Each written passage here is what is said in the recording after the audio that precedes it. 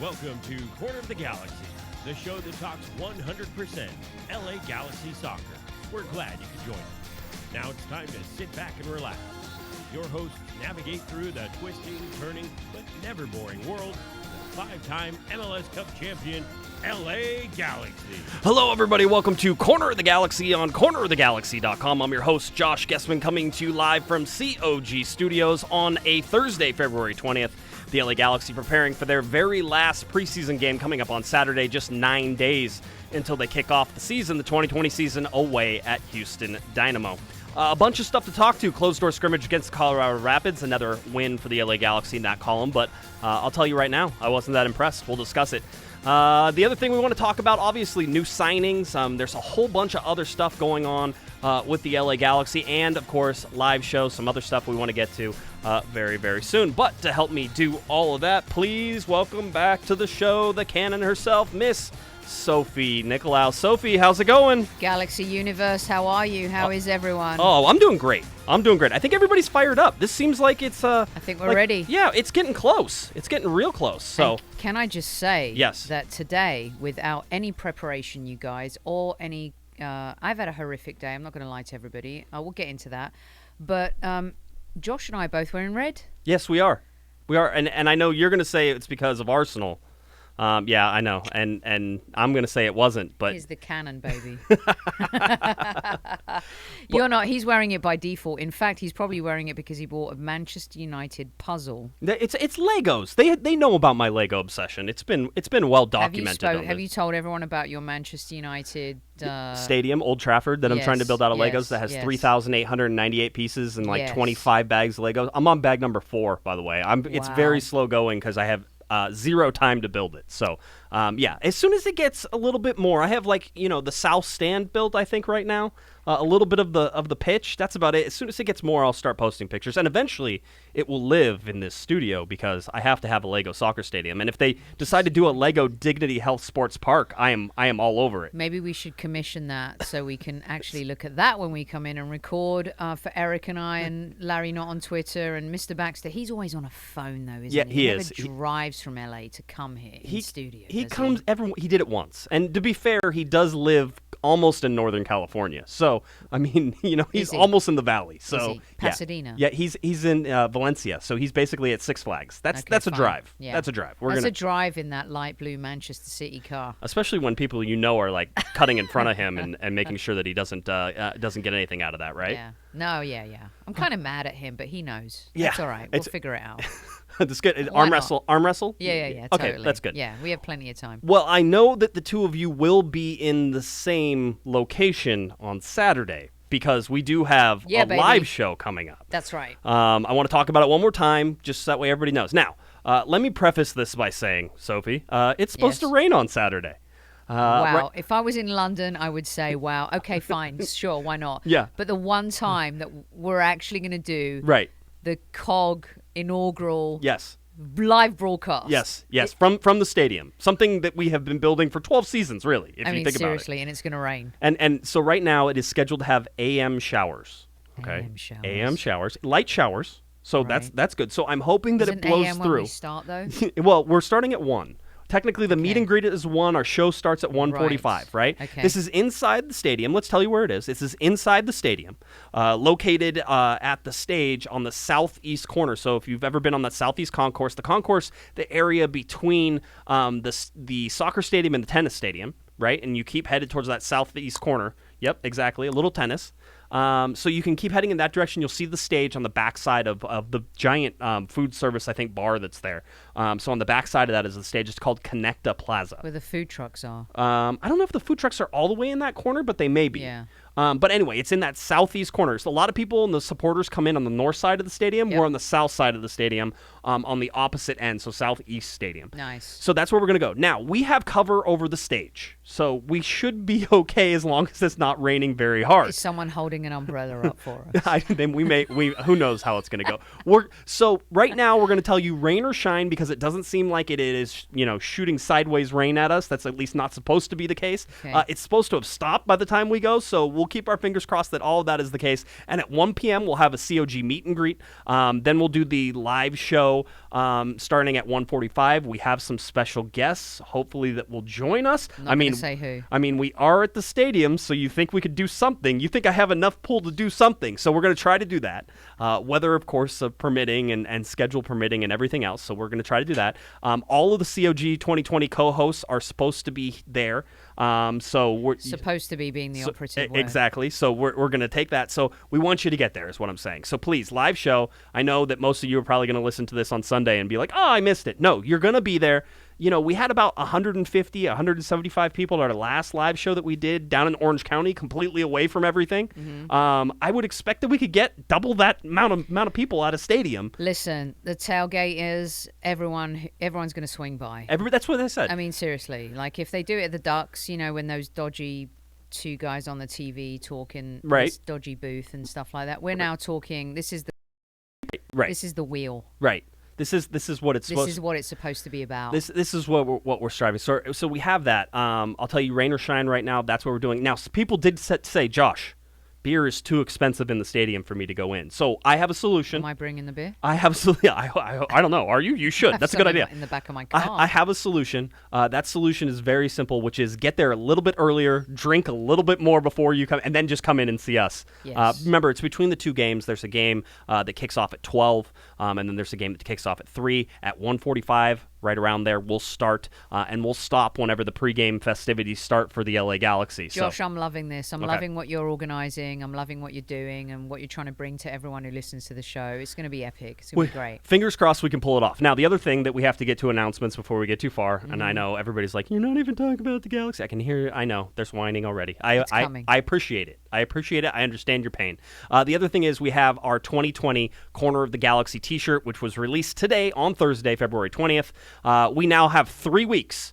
3 weeks of this campaign. It runs for 3 weeks. We're basically making $5 a shirt. I'll tell you right off the bat. So the t-shirt's only available for 3 weeks? So we kind of run it that way. Okay. Okay, to start with. And if there's enough demand, sometimes we open it up again later. Sure. But right now, 3 weeks. Yeah. What we did this time, and it was kind of something special, been working on it for a couple weeks, was I took the top 50 cities who listen to Corner of the Galaxy and the top 50 countries that listen to Corner of the Galaxy.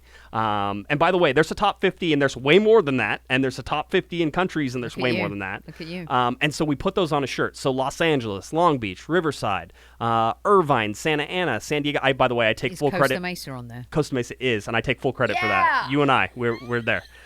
So we have Costa Mesa on there. Hong Kong, Cambodia, Thailand, Russia, Ireland, Robbie Keane, Japan. Sweden. Yeah, so Sweden's got to be on Sweden there. is on there. You are correct. Okay. Australia, Norway. Russia, Nice. I don't know. There's a whole bunch. Anyways, Venezuela? I don't know if Venezuela is on there. That's a good question. I don't see them on there, Oh. but Egypt is on there. Just letting it Nice. top 50 Egypt. Absolutely. I think Egypt is 50, by the way. Why wouldn't it be? Absolutely. So anyway, our shirts are there. What you want to do is go to cornerofthegalaxy.com, click the shop button. That's right, click the button. And when you do that, you're going to find the t-shirt there. You click on that and it'll take you to Bonfire. They take care of the shipping and everything. You have to wait for the 3 weeks for everything to end, and then you can go ahead and put it on there. Now, I know people are disappointed that Pico Rivera didn't make it because everybody knows I call Pico Rivera Pipo Rivera. Yep. It didn't make the cut. Why? It just wasn't top 50. I say people in Pico, and I know there are a couple people who listen in Pico. You just got to listen more. You got to tell more friends. I don't know what to tell you. Surely Carson made it, right? Carson did make it. Wasn't one of the top. Los Angeles is our top. So Okay. heart of the city and all that. Los Angeles, #1 for Corner of the Galaxy. I have a very important question. Did Yes. Larry not on Twitter and also, obviously, Eric, you Yes. know, the Yes. Hammer? Yes. They made it, right? They are on the shirt. Your Yeah. your name is on the shirt. I'm on the shirt. Our two photographers, Steve and Brittany, are on the shirt. So everybody, you can grab it. I'm buying one. I had no control over the fact that your city didn't make it if you're on there, but I will tell you there is a fun one on there. San Jose is also on there. It is in our top 50. Jose. It is in our top 50. That's just because Yeah, because they couldn't handle listening to the earthquakes, so they maybe listen to us. Maybe Gordo arranged that. I'm sure that's what it was. But anyway, so it's fun. Do I get a discount? Absolutely not. No. Oh, fine. No. Full price. Full price. I'm willing to play for. Fine. Anything that goes into the COG bank account. That's what it is. So Yeah. anyway, it helps us keep the lights on, as we say. I would do this even if you don't buy any of the T-shirts, but I would appreciate it if you bought a T-shirt. All right.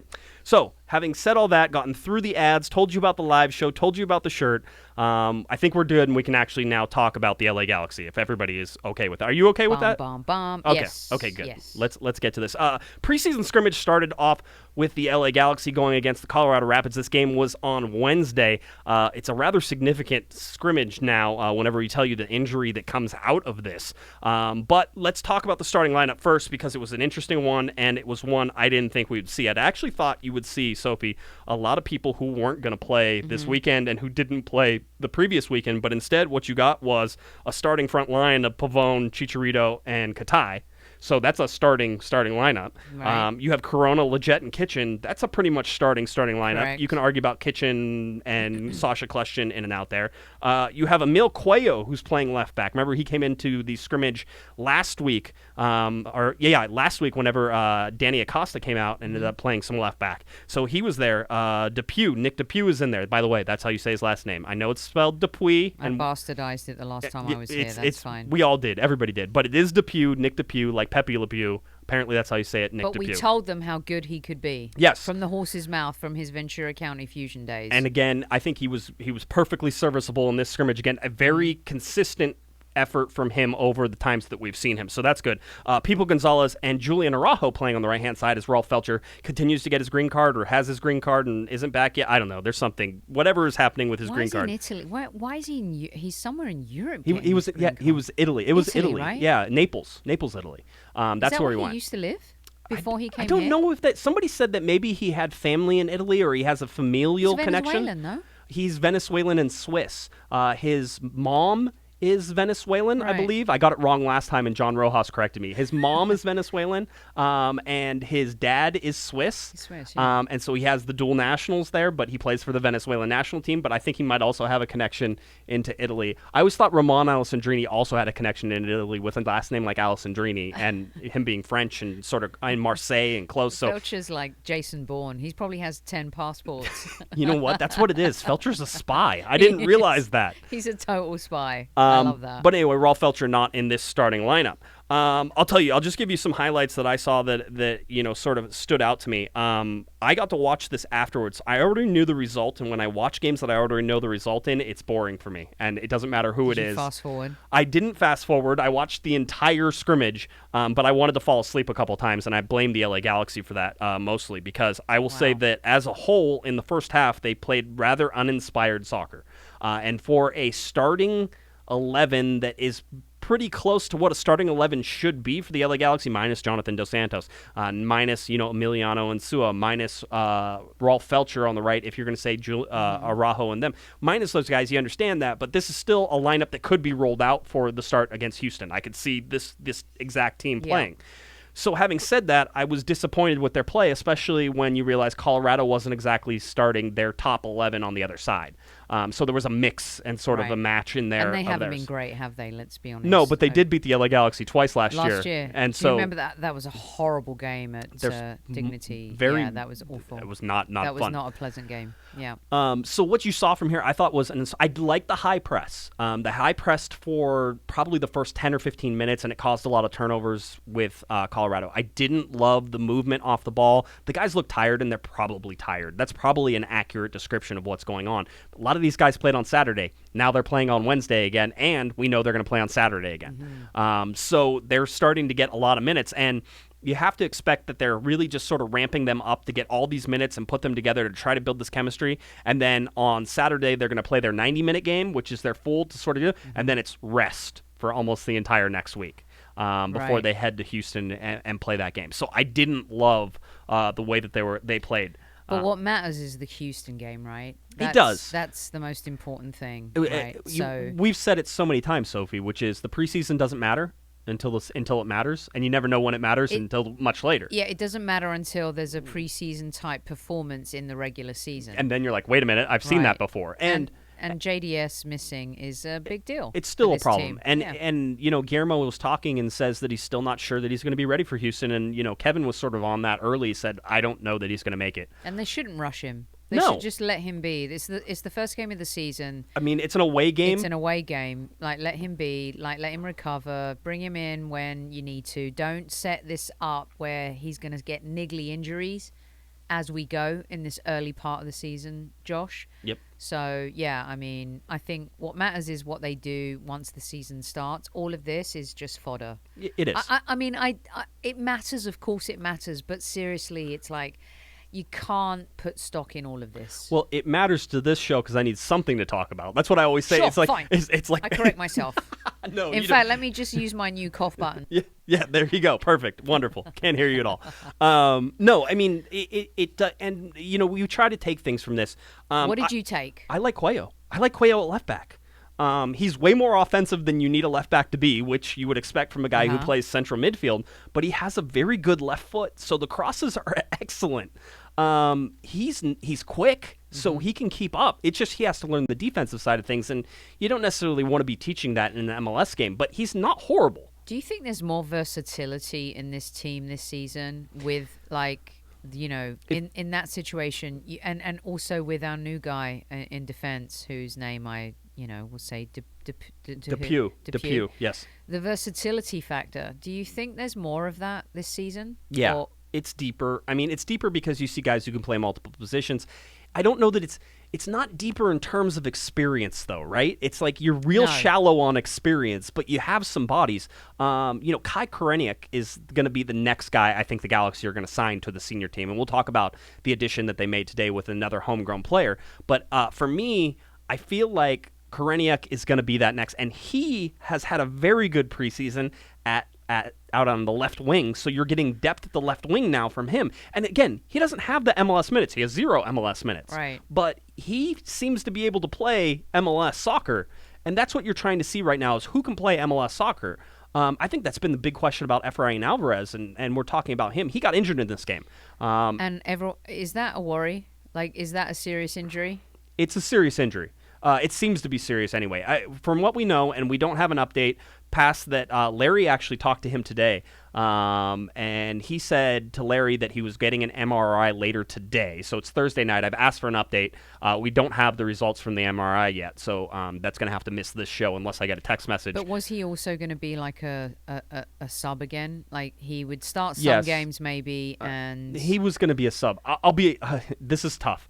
He has a bad ankle injury, and I don't know if it's a ligament injury because it doesn't seem like there's any broken bones. And if it is a ligament injury, how serious is it, and how long can he stay out? Okay, so having said all that and giving tip of your hat to what really is the star prospect for the LA Galaxy, I saw him featuring this year less than he did last year, and I just don't see the pickup in intensity that I see from somebody like Julian Araujo, who has come out pretending like he's the right back that's going to start. So you saying he's too complacent? I don't know. Something that worries you about his attitude? I don't know. He's young, so he has a chance to develop into that. I just see that. Is he even 18 yet? No, he's 17. Yeah.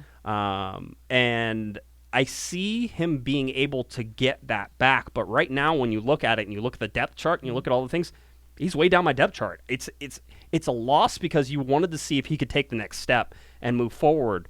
But right now, for Efrain Alvarez, I didn't see him featuring a lot because you had guys like Sasha Kljestan who I would bring off the bench before Efrain Alvarez in a heartbeat. So that's going to be a problem for him. But with this injury, it certainly doesn't help that situation at all either. But he's also the kind of player that can pop up coming off the bench and doing something, say in May, right? Right. And he becomes this. I feel like with him, there's a super sub component to him this season that if he is fit, he could be that guy because he's a special player. There's no doubt about that. He has special moments. But he hasn't shown it like fully, like all the time when he's been given the opportunity. There are glimpses and hopes of it, but you haven't quite seen the full end product yet. It's like with Julian Araujo, you see the effort he puts in, and you see his quality. But he gets more chances. He does, but you also have to say that he's earned that chance to get more chances because he's looked better. But he's had the opportunity to earn those chances. In my mind, you earn your chances on the practice field, right? 100%. And so, in my mind, Julian Araujo is doing that to earn more chances. He's probably better in training. And you can't. There's some guys who just are not good in training and are really good on the field, and it takes you a while to figure out who those guys are. Yeah. But for me, you expected Efrain Alvarez to take another step forward. He got time last year. He got MLS minutes. You want to see him be better. And so far in the preseason, granted, we haven't seen a whole bunch of him, but it's just been it's been forgettable. And that's the problem. A lot of his performances are forgettable until he has unforgettable performances. Okay, so let me ask you this. Now you've seen 2 scrimmages. You've seen what other teams have done in the division. How do you feel about all of this going into this game 9 days away? Like when you look at LAFC, you look at all these teams, all of the main contenders. What are you thinking? Well, it's funny because MLS came out and was sort of putting their rankings out of where they had all of their talking heads, and we're certainly talking heads here. That's not a takedown, but they had their talking heads talk about who they thought, and they ranked like the West. And a lot of the people had Galaxy top 3 in the West, some even as high as 2. One I think even had the Galaxy at number 1 in the West. I don't see it, not yet. And it's preseason, and that's fine, and I don't need to see it, but I'm not convinced yet. And I think that's sensible because you don't want to set yourself up to fail, or also we don't want to, set our hopes up to fail is what I'm saying. But I think that's probably accurate, and that's fair considering where the team ended up last season. Yeah, and it's not even, I don't even say it cautiously. We haven't seen the offense click. We've seen a moment of genius from Christian Pavone. We've seen, which is great. I mean, you want to see that, right? And it's the same with Zlatan. Zlatan had many moments of genius, so it was fine, and the Galaxy, ended up being just fine. Pavone is going to shoulder a lot of that weight this year, and you know that. And I think he's ready for it, though. Oh, he feels like it. And I'm more positive on him right now than I am on probably the whole team. I think Pavone's going to do great. I'm not worried about him at all. He seems ready and willing to take on all of these new challenges that are going to come his way. I haven't seen the combination of Pavone and Chicharito and Katai to something where I sit there and say, oh yeah, that's just I know in my mind. Play together, right. It's all new, and when it clicks, I think it'll be good. I mean, Pavone is. I feel like that Mary Mary song, Take the Shackles Off My Feet So I Can Dance. I almost feel like Pavone has been waiting for this moment because he was tied a little bit with Zlatan. We all know, there was a very specific way for the team to play. Zlatan was the centerpiece of all of that. He had to pass when maybe he wanted to shoot. He had to pass when maybe he wanted to dribble around players. That goal was sensational, and that went viral as well. Yep. And, we've seen that with him and his talent. So I think give them time. And then I think the JDS thing is very important. Like, when does that click in? When does he come back? And how does that fit into the bigger picture? And that's the big missing piece right now because the midfield is blah. It's mediocre. Without him. Yeah. Without Jonathan Dos Santos, it's mediocre. Even if you have Corona and Leggett and those guys there. Corona is a good support player. Right. Kitchen is a good support player. I think Kleshin has the most talent out of any of those guys outside of the experience outside of Leggett. I think Leggett has a ton of talent and is able to do that. Leggett is still, in my mind, a better support player than he is like the mastermind behind everything. Jonathan Dos Santos is the mastermind in there. He's the guy who has to keep everything together, and he's the guy who's going to be able to unlock this offense. And I think that until that happens, you're not going to see it. No. I don't love the midfield right now. I don't think they're getting enough play through the middle. Everything's out the side. When we last spoke, were you not happy with? I was. At that point in the preseason, I'm happy. Now, if you show me a game that comes after that's not as good, I'm not going to be happy because the other game was better. Okay, fine. Now, that other game was better, and they played with 10 guys versus 11, and I don't know what to make of that. This is okay. So that's sending. You guys probably spoke about that sending off anyway, right? So right, and we did. I told you guys he's coming. Yeah, it is, and you can. I mean, Katai is there, and he's going to start, seeing that stuff. The dude has a name that sounds like a character from the Karate Kid. It's going to happen, people. He's going to do the crane. He's going to do it all. But he's also a really good player, and I just think it's time. This team needs time. They're new. They've got to gel. Like, we need to be patient.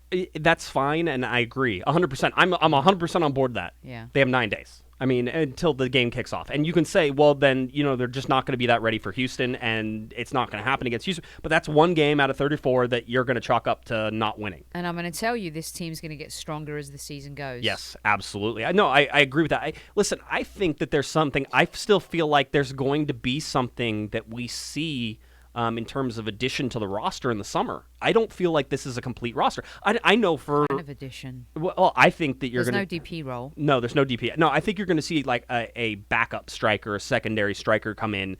Whenever you're looking at, who is it? Zubac is there right now as a backup, and now you're going to have the new signing Cameron Dunbar, who's the homegrown. I don't think he's going to be a super big backup piece of that.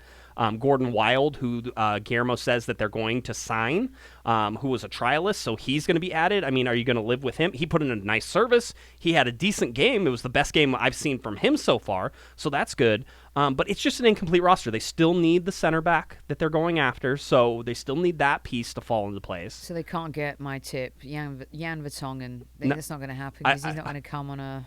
He's not going to come and play for 5p every week. I don't think he is. No. That would be. He'd be perfect, to be honest with you. Yeah, I mean, I think there's so many people who could fit into these roles, right?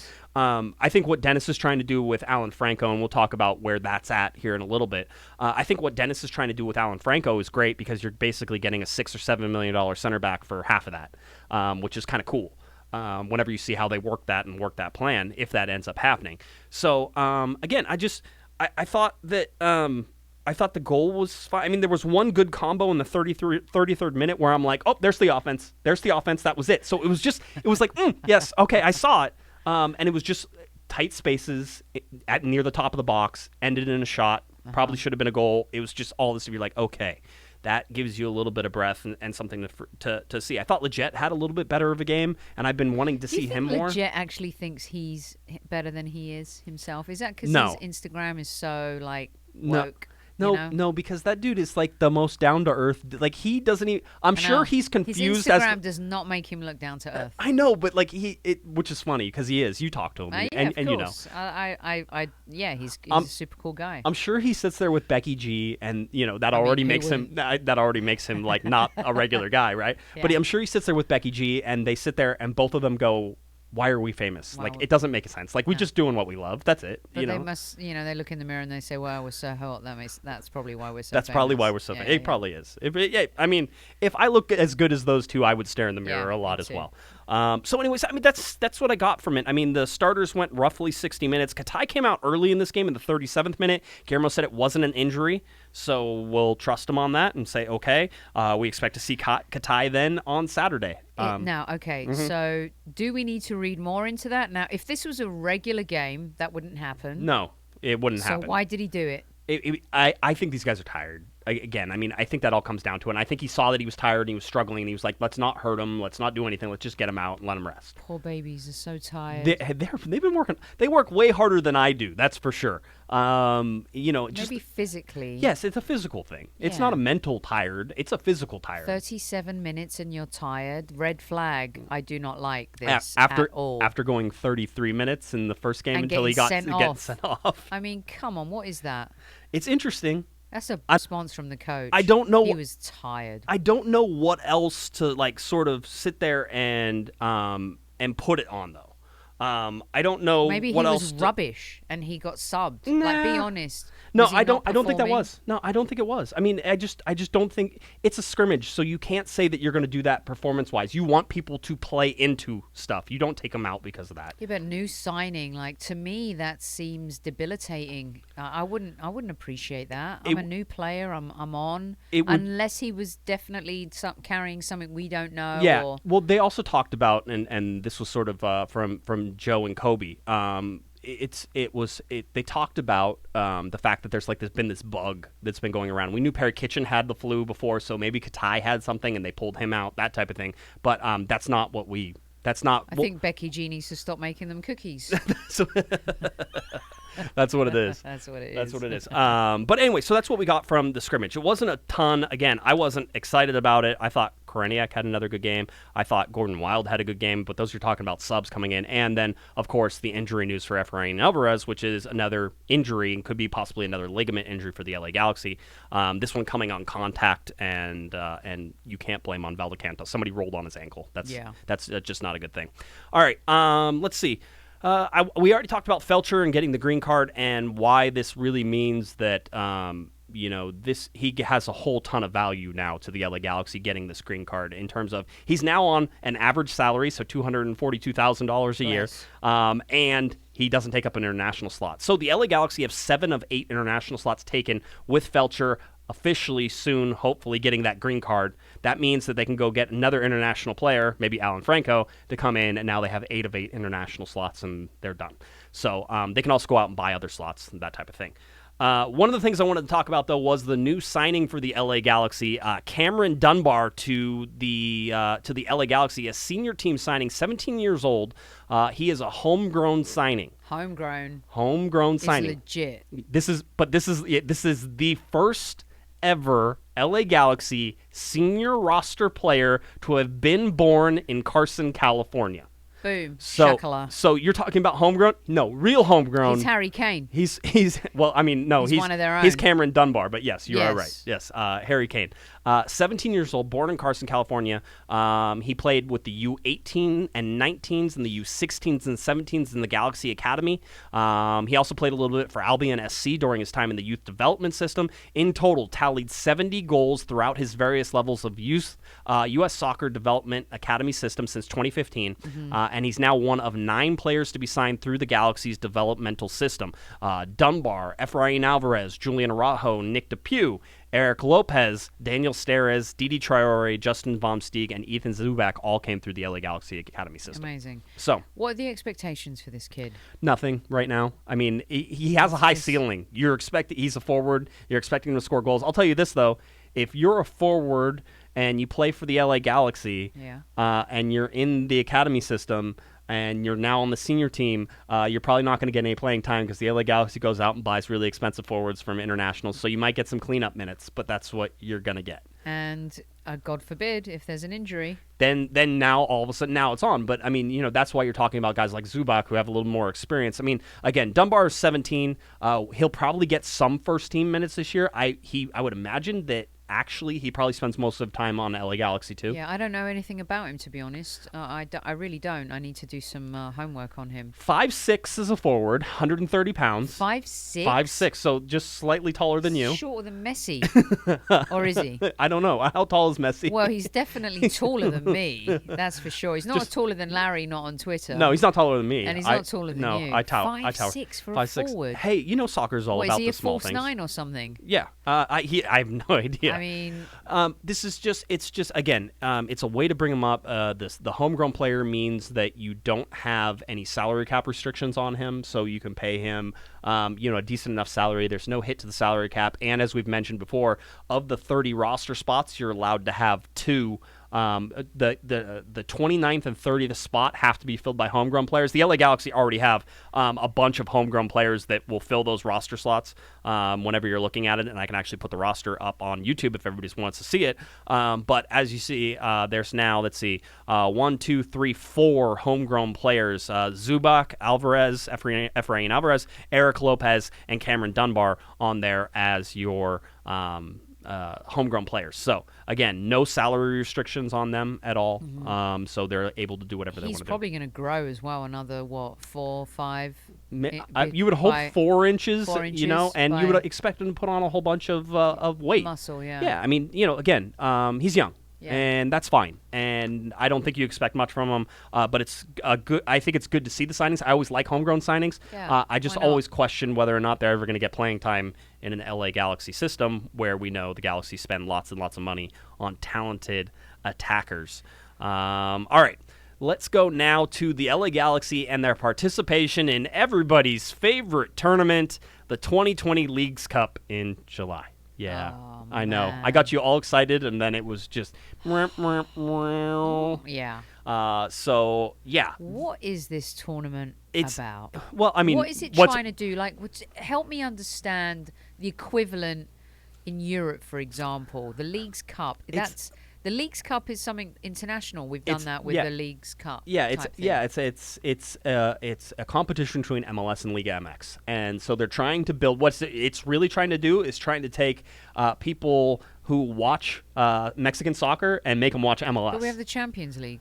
Champions League is all of CONCACAF, so it's not just MLS and Mexico, although it usually ends up that way. Yeah. And so this particular cup competition, and especially this year, you actually qualify for. So the LA Galaxy, fortunately or unfortunately, qualified for this tournament. There are actually 8 teams, except for the 4 teams that go to the CONCACAF Champions League. So it's like the Euros, kind of. Yeah. Like you have the 4 who are up top, and then it's the next 8 teams. And so right now that's the Philadelphia Union, who finished MLS 1. MLS 2 is Real Salt Lake. MLS 3 is Minnesota United.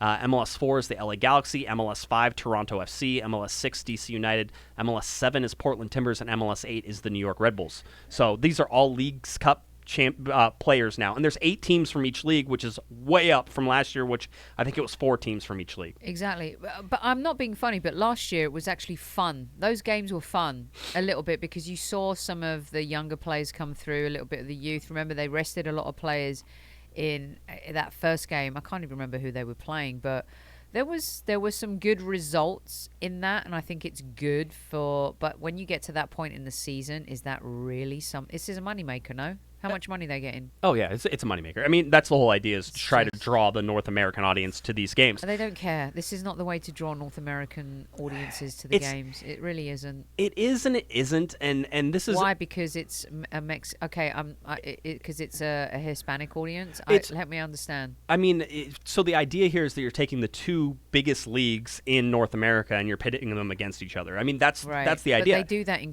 the Champions League. They do, again, not just directly with that. There's a lot of bad teams in CONCACAF Champions League, right? I mean, but there's a lot of bad stuff in this. The LA Galaxy didn't play a starting lineup whenever they played in this match. And teams did... Here's why it's going to be different this year, and I feel like it's just a little bit different. It's that teams actually qualified this year. It wasn't just they picked the LA Galaxy. This is depending on your league's finish, and for the Liga MX, it's depending on their league's finish as well. So... So if you're the LA Galaxy coach and you're in the middle of what month? We will have the round of 16 games will be July 21st and July 22nd. The LA Galaxy will host one of those days. Yep. So you're smack bang in the middle of the season. Yep. And then the quarterfinals are August 25th and 26th. Let's see. I think I screwed up and wrote down the wrong dates. I'll look for it here, but let's see. I'm sorry. Quarterfinals are August 4th and 5th. Semifinals are August 25th and 26th, and the final is September 16th. There are redraws on almost every single one, so they'll redraw to enable the most interleague play as possible. So they're really turning the knot on this one, the handle. They're trying to make sure that it's Liga MX versus MLS teams. And when you get to August, teams are making sure that, hey, it's getting to that time. We don't want any injuries. We don't want anything untoward happening. And here we are with a pointless... I'm sorry. Maybe I just need to educate myself a little bit more on it, but I just think it's pointless. It's pointless. There is a financial reward for winning games. We found that out last year. How much? I don't know. It was enough that the Galaxy guys were excited about that. Whenever they beat, they beat Jolos. Bonus? Yeah, they get for every game they win, they get some sort of money for the players who took part in the game. And so we saw that. So there is, you get a trophy, you get a shiny thing. That's really the only thing that comes out of this, though. So it's hard for me to assign importance to this and tell you that the Galaxy are going to take it seriously, because I don't think the team is deep enough for them to take it seriously. Let's say what do you get? Top of the Western Conference. And it's August, and they've got to Leagues Cup, semi-final, whatever. Then who cares, right? Because you're you're top of the West, and you want to stay there. Yeah, of course. You're not going to take any risks, are you? Hey, I don't. Again, it feels like it might be a little different this time because there's qualifications, but that doesn't mean that it's really going to happen. All right. All right. So that's what we got out of that. So the Leagues Cup's coming. Just sort of get ready for that. I don't want you to be excited about it, but just don't get excited, anyone. You hold your horses. Okay? Don't get excited about Leagues Cup, please. It's just something that's going to happen. And I still maintain the most exciting thing about Leagues Cup is the fact that they mandate the use of ball racks. So ball racks behind the goal to hold the balls. That way it's faster.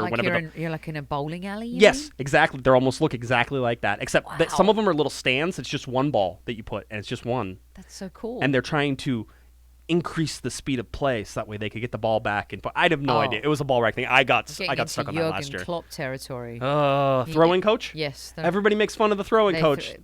Don't make fun of evolution. Don't make fun of newness. I love the fact that there's a guy who gets to specialize in throw-ins, and that it has worked. I love it. Okay, so that's when are the LA Galaxy going to get a throwing coach? That's what I want to know. So I could be the throwing coach. You think you can handle that? Yeah, what experience do you have? Listen, I just don't understand nowadays how referees don't call back foul throws. There's all a the lot time. of them. All the time. It drives me crazy. And then they call them sometimes, and you're like, that was fine. There was nothing wrong with it. It's like I've seen blatant ones. But no, it's fine. It's a basketball move, dude, not a soccer move. I'll tell you right now, and I know there's people who disagree with me. If the ball is spinning like a curveball when you let go of it, your arms didn't come over your head at the same time. It's very difficult to do. So you can't spin the ball. Spinning the ball sideways like a curve means that you had one hand moving the other way. So no, I don't buy it. Yeah, that's my throw-in hot take of the day. I love it. Who is the best guy? Who's the guy on the team that throws in the best? LA Galaxy. Do we know this? I don't think there's one. I don't think we've seen one. The only one I can remember is Todd Donovan was really good at throw-ins. Yeah, it wasn't too bad. He could throw them pretty deep into the box. I mean, that's what you're looking for. You want to see the guy who can throw them in the deepest. But for the most part, the Galaxy are in the quick take. They take throw-ins quickly. They take set pieces quickly. Yes. They take corners quickly. Yes. Guillermo doesn't like them to sit on the ball. It's actually, they're one of the faster teams in the league for this stuff. We should put out a Craigslist a job. I think we're creating jobs in Southern California and building the job community. A throwing coach for the LA Galaxy. There we go. Yeah. Open now. It's up there on Monster. Yep, you can go find it. All right. Emiliano Insua is training with the LA Galaxy.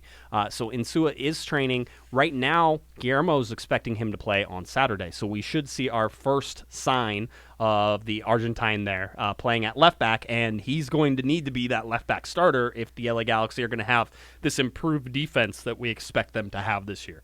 So I'm optimistic. Are you? He has the pedigree to be really good. Yes. If he is really good, I won't be surprised. Yeah.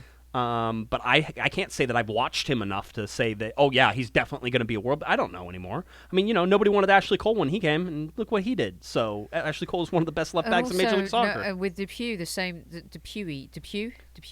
I'm going to get that wrong all the time. Depewy, though. I really like Depew. I know, I like it too. I mean, everyone was raving about him after his first scrimmage and stuff. So, I think we live in hope. But I'm excited. I think he could be a difference. He could be a difference maker. He could be, and that's what you want to see.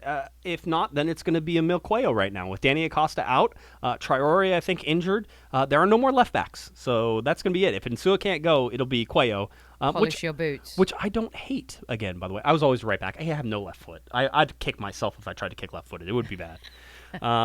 Let's see, what else do we have? Oh, the LA Galaxy did announce their 2020 local broadcast schedule on Spectrum Sportsnet. This deal expires, I believe, in 2021. Is there a different commentator? No. So the Access Sportsnet 30-minute pregame show is still the same, with host Chris McGee is going to be there, and then former LA Galaxy player for a minute or two, Dan Kennedy. Dan Kennedy. Yeah, Dan. So I like Dan. Wasn't he in studio last season? And he's in studio too. So this is their pregame. Okay, They do. I like Dan. But again, he was an LA Galaxy guy for like a half. Whenever it comes, so it's always one of those. But he's experienced and he knows things. You have Joe Tutino and Kobe Jones as always with your play-by team. Megan Riza will be there covering the home games as the sideline reporter. But I say that again, she's covering the home games as the sideline reporter because Spectrum apparently has decided they're not going to send her to away games, whether that's scheduling or anything else. I'll tell you now that why, because Spectrum continues to cut as many corners as they possibly can. I mean, Joe and Kobe do a great job. And the production value of what they try to do with that is great. Joe and Kobe are excellent. Megan is excellent. Chris McGee is a really good host. He doesn't always know soccer 100%, but he tries, and you like that, and he has enthusiasm. Dan Kennedy is perfectly fine as a commentator. But they don't put their hearts into it. At one point, and it's not them, it's Spectrum that doesn't put their hearts into it. Yeah. They've been phoning in coverage ever since they got into this deal and found that it was a gigantic money loser from the very beginning, which maybe you don't blame them for cutting everything. But, they cut the Spanish side of things, which the Spanish side of things on Spectrum Deportes or Time Warner Cable Deportes, whenever it was there, was driving most of the coverage for the LA Galaxy. I worked on top 10 lists that got put out on Time Warner, and you see them all the time. They play them beforehand, and now they're so old they probably shouldn't match up. But that was 4 or 5 years ago when this started. But that was all driven by the Spanish language side of things, and the guy who was in charge of that, when they axed almost that complete side of things, it went away. So Spectrum, does the bare minimum now to sort of get there. I always give them another chance. It's very hard to watch them if you don't have a television. Trying to get through their app is almost impossible, but this is what you have. And again, it ends in 2021, so you have this season and next season, and then I'm sure it's going to be somebody else because I think Spectrum will run away as fast as they possibly can. Wow. Why? I mean, to me, their business model, they need to look at that because they shouldn't be losing money on something like this. Advertising-wise, what are they doing? And to be honest with you, I've got to be honest, the broadcast sometimes is painful.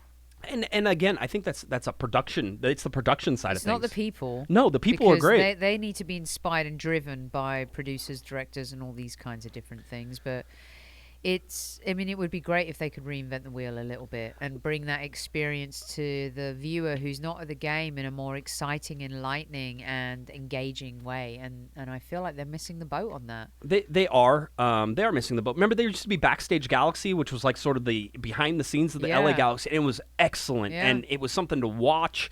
It was something to pay attention to every week. Like, you wanted to watch it, you couldn't wait. And then all of a sudden, it stopped being weekly, and then it started being, every 2 or 3 weeks they would have an episode, and then it was every like 4 or 5 weeks. Right. It would be, and then there were only 4 through the whole season. But they have these formulaic interviews with players, and they just give you sound bites, and it's boring, and no one cares. That's why no one watches, and that's why ratings are crap, and that's why they're not making any money. Yeah, because people get more fun out of following the game and listening to people on Twitter. Yeah, and other quite social honestly, yeah. platforms. That's the bottom line. So, I'm not trying to upset anyone here, but at the same time, I just feel like having been home and when I can't go to games and watching the broadcast, as they would say in Germany, is sehr langweilig, which is very boring. Yeah, well, and that's where I think the next one, and we don't know what's coming in terms of TV contracts and how that's all going to look coming up for the next season. Next year it's still Spectrum, and then after that, MLS has said no local broadcast contracts. We don't want you to sign anything. So none of the teams are signing any local broadcast contracts past 2021, which means that MLS... They have something brewing. Yeah, and right. If you saw what they're doing this year, and you're certainly seeing, I think, what you're seeing this year is that they're geo-blocking all of the streaming stuff. So the LA Galaxy can't put a stream out to the entire world. It has to be geo-blocked to the LA area or to whoever else is playing. So Colorado, whenever they're playing Colorado, could watch the live stream because they're in Colorado. Right. If you're in LA, you can watch it because you're in LA. But if you're in Utah, you can't watch it because it's blocked.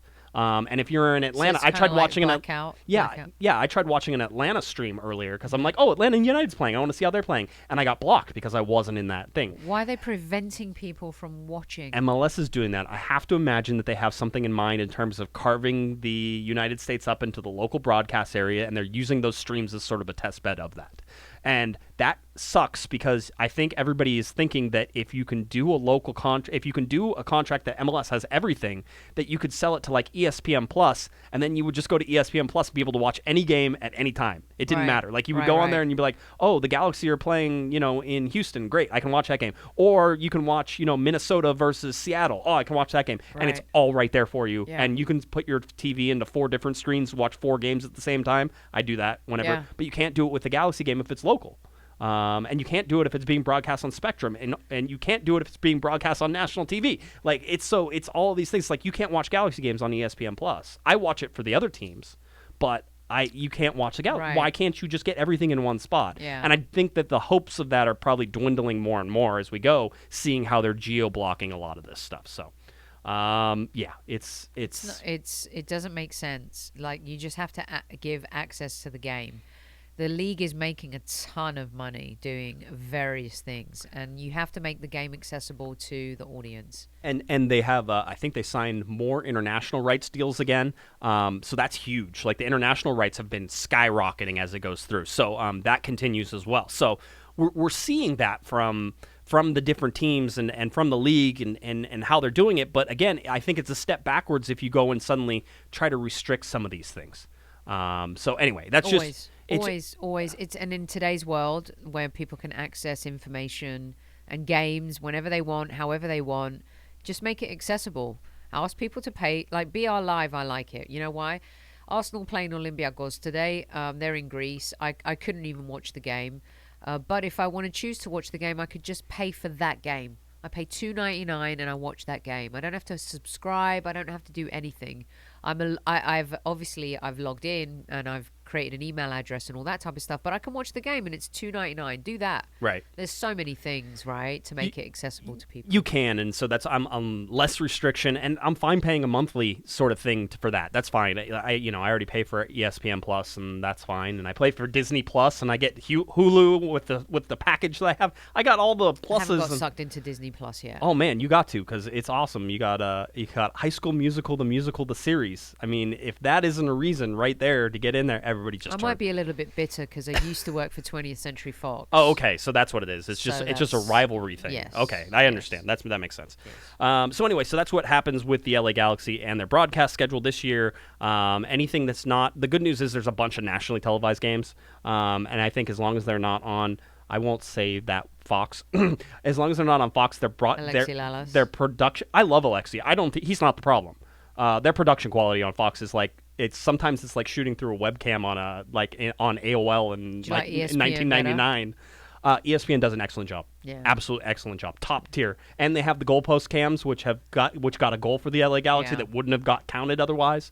So yeah, I mean they do it top notch, and they know which games to pick to get the ratings. Yeah. So they do a pretty good job. They did a great job last year, I thought. Yeah. Yeah, they were pretty good. So anyway, so that's where we sit with that. If you're looking at the LA Galaxy roster right now, 23 players, Sophie, 23 players for the LA Galaxy on the roster, on the senior team roster, with Cameron Dunbar being the latest.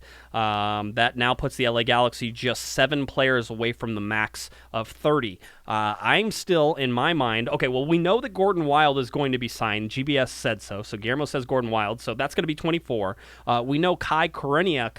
I think this is a Josh thing. I think Koreniuk is going to get signed to the senior team. So I think he's going to be number 25 on there. So that leaves 5 spots left. You have Alan Franco possibly coming from Independiente, who we're going to talk about here momentarily, which gets 26. So really the LA Galaxy still have 4 roster spots that they have to complete this team. And again, the transfer window open until May 5th, so still a long time. And then the summer transfer window. So Gordon Wild, that's a good name. It's a wild a good wild one. thing. Yeah. Can they play but wild wait, thing? Carlos Harvey's number 25. How's your dude gonna get in? No. So like that's just on this one. If you look, okay, that's just the players, like total players, and right. they're not on the actual senior team roster. They're on LA Galaxy too. That's right. They're on LA Galaxy too. So we move people over to the senior team whenever that happens. So Cameron Dunbar was, along with Jonathan Perez, was an academy team guy. And so now Cameron Dunbar is a senior team guy. He's not an academy guy anymore. Senior team. So that's how we move that over and sort of keep track of it. So I will have updated rosters probably tomorrow up on the site, so that way everybody can go through. How relevant are those additional 3 or 4 players going to be in this team? I think that there's still, we're expecting the center back, which is going to be very relevant. Okay. So that's going to be 1. I'm expecting a second striker that should be very relevant, and maybe that doesn't come till the summer, but that's 2. I think there's 2 more relevant signings, and then there's some backfills. Right. And that's fine. You need 30. You really do need 30 players because you're going to eventually have to play Leagues Cup and other things, although you can loan people up from LA Galaxy too whenever you want to. Lamar Hunt. Yeah. Stuff. The U.S. Open Cup, exactly. Yep. So you have Open Cup as well. So there's all these things in there that you sort of have to keep an eye on and still do. So that'll be something that we keep an eye on there as well. Let's get to Alan Franco. Because this is a saga that continues to keep giving, Sophie. This gentleman right here, down in Independiente in Argentina. I have been getting a lesson in Argentine soccer and how it's run and how crazy it is from my good friend John Rojas, who has been updating me daily on this situation and what is happening down below. There are no owners of Independiente. The owners of the club are the people who are actually part of the club, right? So you pay a club fee to join a club that has, like, you can play soccer and there's tennis and there's swimming and all this stuff. So all these people get in there and then they elect officials to run the club, and the officials of the club don't just run the soccer side of things, they run everything part of the club, right? And so I told everybody last time that the person who's in charge, the president, is actually in charge of the truckers union. John Rojas tells me that the politics of the city that you're located in are carried into the politics of the soccer club. Oh, Yes. this So is reminding me of being Greek. Go on, keep going. yes.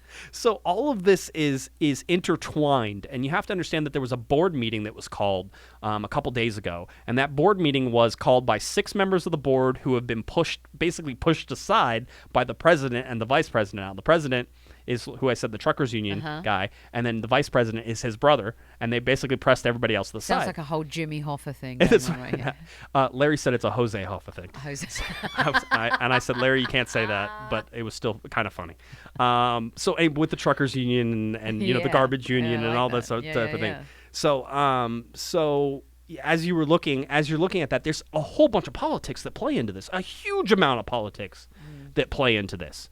And so that's sort of what's slowing everything up. Now, for what it's worth, if you are a big Alan Franco fan, which I think LA Galaxy fans are starting to be more and more Alan Franco fans, Alan Franco said, hey, I'm not going to play anymore until you guys figure this out.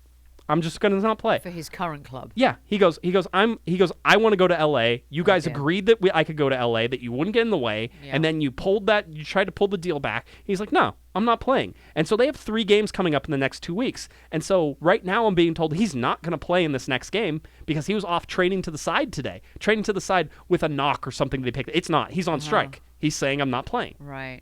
And apparently, John Does that Rojas. worry you? No, not at all, actually, because John Rojas tells me that this is very, very common in South American football. So he's like, oh, yeah, this happens all the time. And I'm like, are you sure? This feels like this is a big deal. He's like, no, it happens all the time. It's fine. So we shouldn't be worried about his attitude? No. In fact, his attitude is, I want to go to the LA Galaxy. Let me go to the LA Galaxy. Right. I want to go there now. Right. Let me go. And so that's what you're seeing is you're having a guy who wants to go to MLS, who wants to leave Argentina, who wants to play for Guillermo. And Guillermo called him apparently and talked to him. Guillermo's a god at there. I mean, he is a god. He's a recruiting machine. Is he a better recruiter than Nick Saban? He might be. Whenever in Argentina, yes, absolutely. He was an excellent player. He is well known. Played for Boca Juniors and largest city, biggest team. Best player. So he has all that. In fact, and we're going to talk about it right now, he has enough clout to be able to call up Leo Messi's dad. Come on. Now, I'm told this actually happened, okay? Okay, so I need to know the truth about this story. Here's what I know and what somebody told me, and listen, I'm told it actually happened. I don't know. I didn't get to talk to Guillermo and ask him if he talked to Messi. I haven't yet anyway. Maybe one of these days we'll have to tell him. If you and I will have to get Guillermo to answer the question about whether he called Messi's dad. That might be my first question. That's right. That's in the after the game. But no. So he apparently called. So this is between Zlatan and Chicharito. All right. The LA Galaxy were looking for somebody to fill in for Zlatan. Right. Right. And so with Messi being unhappy with the board at Barcelona, and that's a whole saga in itself. Yes. But with Messi being unhappy with Barcelona and saying possibly I want to leave, the Guillermo called up Messi's dad. I think it's Jorge. And they called him up and said, is he serious? Does he want to leave? Because the LA Galaxy will do, and this is according to Argentine reports, the LA Galaxy will do anything to get Messi. They will sell you and me and everyone. Everyone to get Messi. And again, this is not only. I mean, that they know each other. You know that they're probably friends. You have Lionel Messi, top of the world in terms of Argentine football, right? And quite honestly, top of the world in everybody's football list, right? Messi is either 1 or 2, depending on how you look at things. He's Maybe 1. 3. He's 1. It's not even close. Harry Kane's not number 1. Harry Kane is not anywhere near any top 10 list. I was just making sure. I didn't want to. Okay. Whenever you look at all these things, he has the clout to be able to talk to him. I like it. I mean, that's ballsy. Who else can do that? David Beckham can do it, right? And that's what you were sort of you and I were talking about before we started. Yes. Why doesn't Messi go to Miami? And he's done it. He's made those calls with Cavani's people. He's made those calls with Aguero's people. Beckham has definitely been busy making calls. Eventually, the big fat rumor on the street is that Ronaldo will go there, but who knows? And so great for Guillermo to make that call. If he has the relationship, why not? I'd call Messi right now, make him a cup of tea. What do you want? You need more hormones? What do you need, Messi? I got it all. Whatever you need, the LA Galaxy can make it happen. And that was sort of the thing, talking about this. Now, I don't think this was not even a Hail Mary. It was putting feelers out. And these things don't happen right now. And this isn't one of those things where Messi goes, "Oh yeah, I'm ready to leave." The whole deal. I don't think that was the point of this. The point of this was the LA Galaxy wants you, Messi. Yeah. And whether it's now or whether it's 2 or 3 or 4 years down the road, the LA Galaxy wants you. And there could be another scenario that MLS is building towards where, look, the league needs to sustain itself without kind of the superstars, but at the same time, I felt it at MLS Media Day, and I love MLS Media Day, but there was no superstar there this time, right? And it was a bit different. It was, and you look at the Beckenbauer and Pele days, and I had the wonderful opportunity of talking to the great Carlos Alberto when he was part of the New York Cosmos. Amazing interview and talking about football with him. We talked about Messi, Neymar, and he was hoping that maybe one day, some of these players would come and follow here the way he did and some of the greats did. So, I don't know. I mean, it would be wonderful. I honestly think there's always an exception to the rule, right, Josh? Yep. Messi, Ronaldo, bring it on. Yep, absolutely. And come on. I don't care if they're 35. I don't care if they're 50. I don't care if it's one of those things. It's like Zlatan. Well, obviously it's a retirement league. Zlatan can come here and just retire, and then he goes off and he does the same thing at AC Milan. So and it's Serie like, A's a retirement league. Yeah, now, isn't exactly. it? It's like, no, there's exceptions, and you should take it. But there's no Wayne Rooney this year. There's no Zlatan. No. There's no. I mean, give me the Flash. Now there's Chicharito. This, if he would have been there would have been a lot more buzz. Yes. He's a big star. Yes, they missed that. And he is the star this season.